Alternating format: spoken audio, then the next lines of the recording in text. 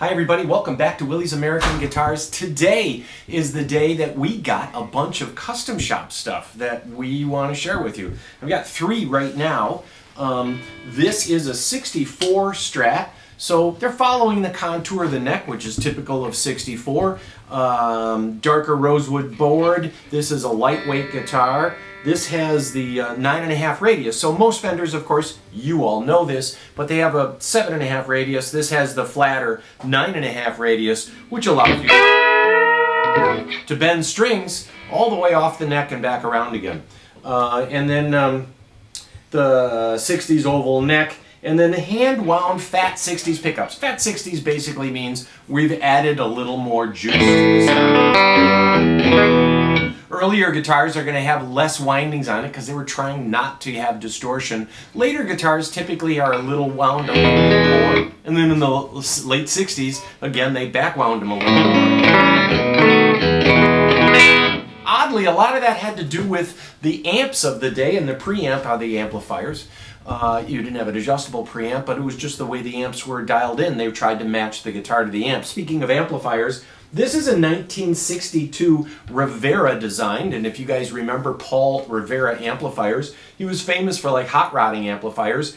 He was doing amps and preamps out of California when Fender was kind of getting bought out. So the old Fender CBS was selling it to Bill Schultz, who was from Yamaha. Long story, won't get into it too much, but he made Rivera designed amplifiers from Fender, made the Princeton Reverb II, the Super Champ, if you remember that. They were so hot back in the day. There's a Deluxe Reverb II, there's a Twin Reverb II, but these are basically patterned after the Boogies. And so taking all these modifications from preamps, see my segue there? You have a presence control, a master volume control, a lead level on this knob right here, but you have to pull out for a lead level.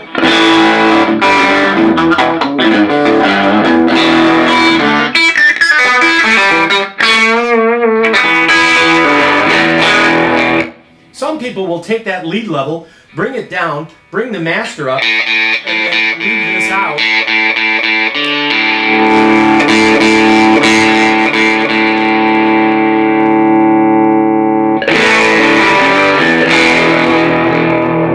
Clean it up, get a little of the dirt out of there. We also have a mid boost on this amplifier.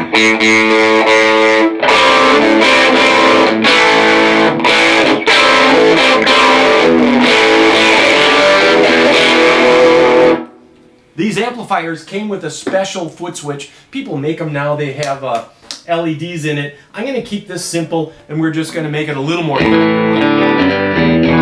It is a really versatile amp, especially for $12.95. So back to the custom shop. This is a 64. This is in charcoal frost. This is the Journeyman Relic, which means it's not beat up too much, which is becoming a little more popular than super beat up guitars. You guys all know this about Strats, but there's no harmonic there on the neck pickup. So the neck pickup sits underneath the 24th fret. There's a harmonic on this pickup. There's a harmonic on the middle pickup. But when you put a Strat to the neck pickup, where'd it go? Where'd it go? Phase cancels out. So on the neck pickup at the 24th fret, that doesn't work.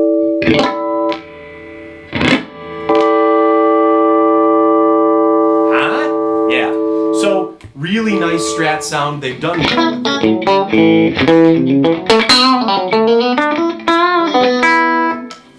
good out of phase sound.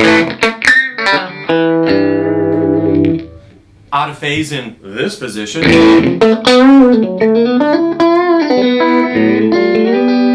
They said Eric Clapton played entire concerts right there. Left it there all night. Nice neck.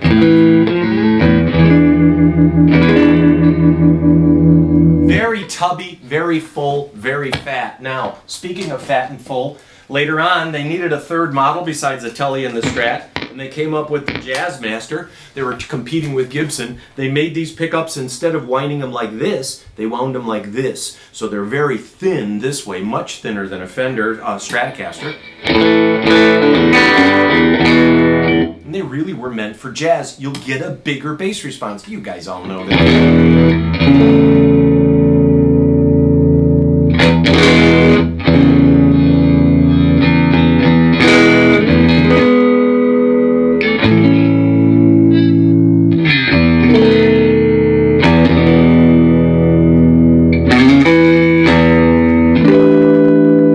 Same thing, not much of a harmonic there, where much more harmonic when you got the bridge pickup.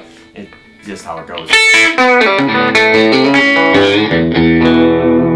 We only have a few minutes on this video, so I ain't gonna go into all that, but nice, lightweight ash body. I think it's reliced really well without being too worn down, kind of a gentle arm where this looks like a legitimate 58 reissue, which had the aluminum guard to keep the hum down, and then a maple board with dot inlay. In 58, when they introduced it, this is how they came. They modified it, fancied it up, added neck binding, added block inlay. And later on, it really was more to compete with Gibsons at the time. And of course, you couldn't give these away in the 70s. Let me know, I'll tell you how I know is because I've tried. I had a 58 prototype and nobody wanted it. Last, I got 2 or 3 more custom shop guitars for a later date, but this is a thin line, all right? This is an oddball custom shop thing. They're really famous for mixing stuff up. They call this a 50s thing. We have straight head screws. We have brass saddles. We have this cool 50s pickup. Actually, I think this is their white string 67 pickup. So this is like, what if a 67 Tele thin line met a Blackguard Telecaster and they had a kid? Okay, got that? First off, it's super lightweight. It's carved out, of course, so it's good for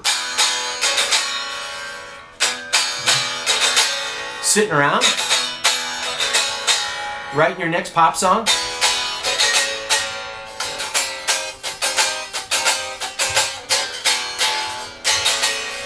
And it's especially tasty plugged in. The pickups on this are the 60s pickups. This is called a 50s guitar. There's nothing about it except the screws and the bridge that looks 50s, but this is what Fender does. It works.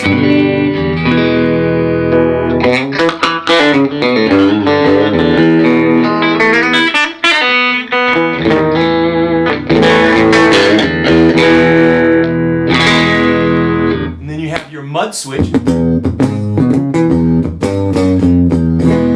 We can take that capacitor off there in that much time, so if you need to, before you get it.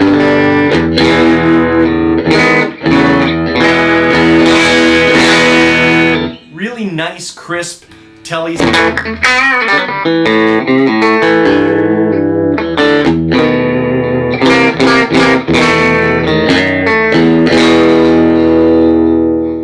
The biggest thing about this guitar is it's super lightweight. So there you go. We have a 64 Strat in a light finish. This is 49. This is what they call a 50 Strat. Let's call it a 67 with straight head screws. This is 5. And then we have this copy of a 58 Jazzmaster, and that is also 5. They're all 5, basically. That's the new price of custom shop stuff. It's largely due to the woods. Woods are getting harder and harder to find, and I preach this every day because it's true. Woods, old trees. You can take a 50-year-old ash tree and you can't make a guitar out of it. You need a mature 100-year-old ash tree to be able to fit, cut the wood and cut away the rest of it and age it. And it's getting harder and harder to find that old wood. Ash, for one, like on this guitar, ash is being threatened by the ash borer beetle, the green beetle, and it is eating up trees. Here in St. Paul, we've lost 100,000 trees in Minnesota that they've had to cut down. And every day I walk around the neighborhoods and I see that little tag on there that says, "Bye-bye, tree." And they're rotten on the inside, so there's not much we guitar builders, guitar enthusiasts can do. So that's part of the reason all these prices have been going up. It is wood supply, and you have to age that wood correctly, and that takes time. So you buy a huge log for tens of thousands of dollars, and then you gotta go put it out to dry. Okay, there's my video for now. Call us anytime, stop in, try some of these, and remember we have a return privilege, but give us a call anytime. Thank you very much. We'll let you go.